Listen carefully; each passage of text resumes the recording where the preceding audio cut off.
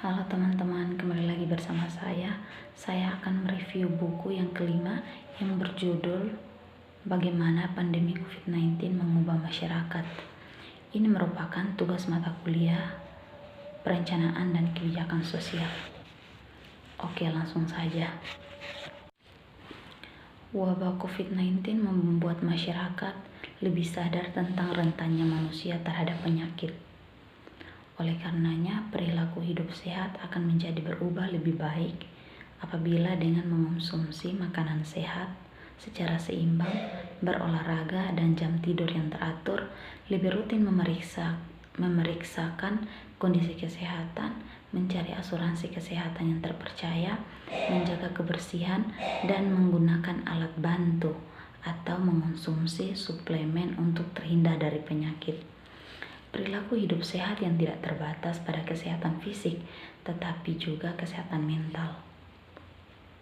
Adapun kelompok masyarakat yang belum sadar tentang pentingnya perilaku hidup sehat secara fisik dan mental, perlu terus didorong dengan kampanye yang misalnya mengkombinasikan GAM Loss Free Message, konsep dari Trevage dan Kahneman.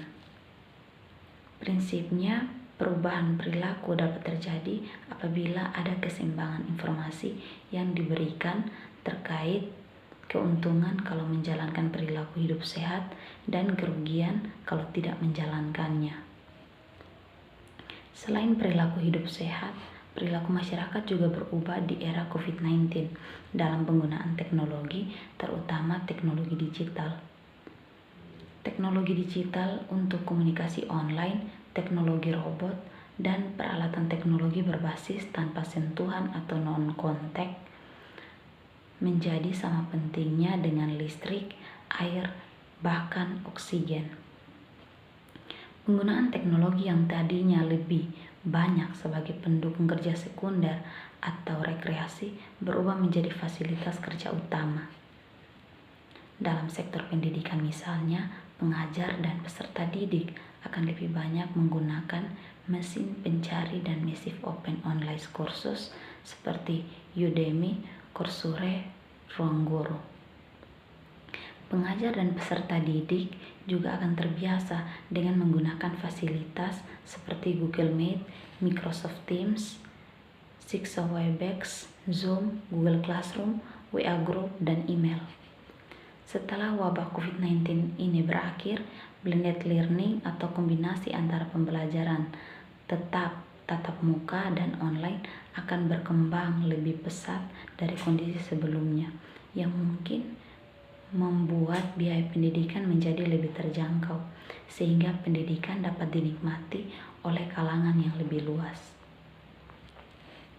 Seperti yang kita ketahui bahwa dunia saat ini sedang menghadapi pandemi yang disebut oleh SARS-CoV-2 atau virus corona dan infeksinya yang disebut COVID-19.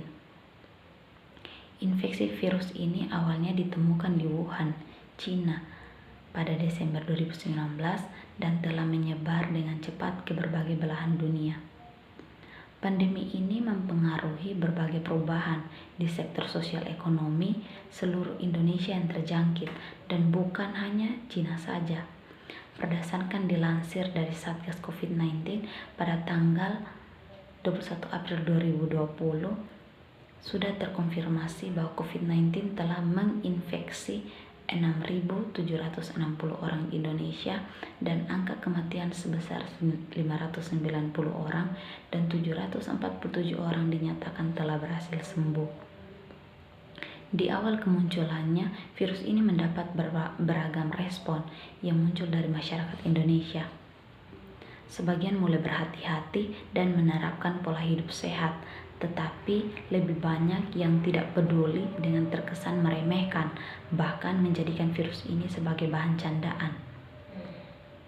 Bukan hanya masyarakat biasa, pejabat-pejabat pun banyak yang meremehkan keberadaan virus ini dan tidak melakukan persiapan maupun antisipasi munculnya wabah ini di Indonesia.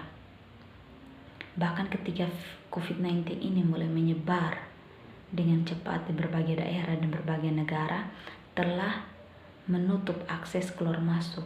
Pemerintah dan warga Indonesia masih berkesan santai dan kurang melakukan tindakan pencegahan terhadap COVID-19 atau virus ini.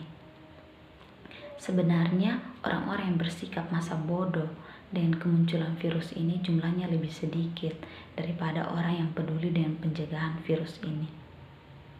Tetapi ketidakpedulian mereka itulah yang kemudian mempercepat penyebaran virus. Ketidakpastian, kebingungan, dan keadaan darurat yang diakibatkan oleh virus corona dapat menjadi stresor bagi banyak orang. Ketidakpastian dalam mengetahui kapan wabah ini akan berakhir membuat banyak golongan masyarakat, terutama golongan menengah ke bawah, bingung memikirkan nasib mereka. Kehidupan yang berjalan seperti ini biasanya tanpa adanya mata pencaharian membuat virus corona yang mengancam setiap orang berpeluang menjadi stresor bagi sebagian orang, dan dampaknya bisa jadi sama parahnya dengan dampak yang ditimbulkan terinfeksi virus corona itu sendiri. Adapun yang menganggap bahwa pandangan umum untuk memerangi krisis virus corona adalah dengan membawa apa yang disebut tingkat reproduksi, yang mana jumlah rata-rata orang yang akan tertular penyakit menular dari satu orang dengan penyakit itu sendiri. Ya, seperti yang kita ketahui bahwa rangsangan sains dan industri farmasi untuk memberikan upaya terbaik mereka untuk menemukan satu. Dalam arti waktu, kita harus menjaga jarak sosial, dan ini berdampak besar pada masyarakat kita. Di seluruh dunia, negara-negara telah menanggapi pandemi COVID-19 dengan cara yang berbeda, tetapi karantina dan penguncian telah menjadi umum, dan tindakan tanggapan yang diambil oleh pihak berwenang di berbagai tingkatan, lokal, regional, maupun nasional. Jenis tindakan ini mempengaruhi masyarakat kita dengan segala hal ukuran. Banyak yang percaya misalnya bahwa ini adalah mengakhiri globalisasi. Transportasi besar-besaran dan barang akan berkurang secara substansial. Pendidikan juga akan berubah. Pemerintah nasional dan bahwa krisis virus corona ini mempengaruhi seluruh dunia, dan bahwa satu-satunya cara untuk menang dan untuk datang dengan pendekatan kolaboratif mulai dari tingkat kehidupan individu, mulai dari tingkat planet kita sebagai organisme global. Jelas bahwa COVID-19 dan krisis yang diakibatkannya telah mengungkapkan sejumlah kekurangan dan celah pada kesamaan sama. Kami melihat bahwa yang pertama, masyarakat kita memiliki keragaman dan inklusi. Banyak grup juga kurang mewakili atau diperlakukan tidak setara atau bahkan didiskriminasi. Ini berlaku untuk perempuan, orang yang dengan latar belakang migran, penyandang disabilitas, dan orang yang dengan orientasi seksual tertentu. Krisis pandemi sering dianggap sebagai equalizer yang hebat karena semua orang bisa jatuh sakit. Namun dalam praktiknya, beban konsekuensi dari krisis seperti pandemi COVID-19 ini tidak merata dibagi, dan biasanya jatuh pada kelompok yang lebih lemah karena berbagai hal yang ditampilkan. Yang kedua adalah masyarakat kita tampak bias generasi. Sebuah revolusi sosiologis berlangsung yang sudah dimulai sebelum krisis corona, di mana untuk pertama kalinya dalam sejarah, generasi baru umumnya tidak memiliki prospek yang lebih enak daripada orang tua dan kakek nenek mereka. Hal ini berlaku untuk keamanan kerja, hak, hutang, pensiunan, kemampuan untuk membeli atau menyewa rumah, dan sebagainya. Akibatnya, dampak ini semua ada pada pembentukan hubungan keluarga. Sedangkan lansia tidak diragukan lagi terkena dampak paling parah oleh COVID-19. dalam hal kesehatan, IT, dan kesepian. Orang-orang muda sangat berpengaruh oleh pembatasan tentang pergi keluar dan berkumpul, penguncian sekolah mereka dan pendidikan, dan perkembangan ekonomi. COVID-19 muncul sebagai kasus penyakit zoonosis yang dimulai dari hewan dan melompat ke manusia dalam keadaan tertentu. Adapun di sini pembahasannya menjelaskan bahwa fungsi sosialisasi.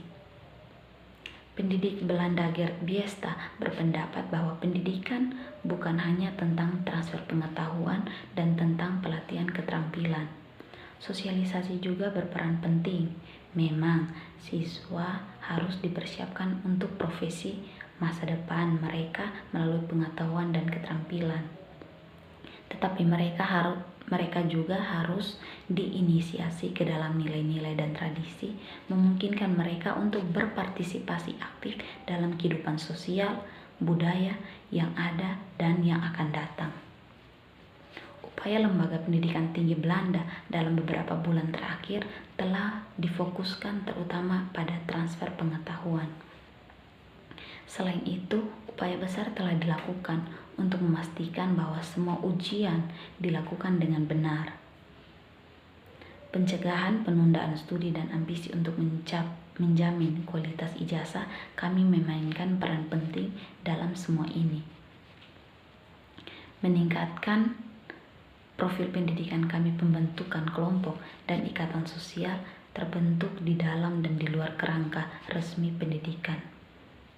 Sejauh yang kita ketahui bahwa arus situasi mengungkapkan betapa kita telah melupakan ekstrakurikuler aspek pendidikan di masa lalu. Oleh karena itu, juga bukan kebetulan bahwa aspek ekstrakurikuler pendidikan dalam debat publik dan akademik tentang masa depan pendidikan kita saat ini hampir sepenuhnya tidak terlihat. Sosialisasi memang bukan tentang konformisme atau tentang memastikan bahwa tidak ada ketegangan antara orang, budaya, kelompok, agama, dan generasi. Krisis corona berdampak tidak merata pada pendapatan pekerjaan. Pekerja dan pekerjaan yang tidak stabil sebelum krisis telah terkena dampak paling parah karena hilangnya pekerjaan dan pendapatan. Contohnya kelompok pekerja yang tidak dapat memenuhi kebutuhan meskipun memiliki pekerjaan. Untuk mengeksplorasi dampaknya tentang krisis coronavirus ini tentang kemiskinan dan pekerjaan, relevansi untuk mendapatkan wawasan yang lebih baik ke dalam bagaimana pendapatan rendah itu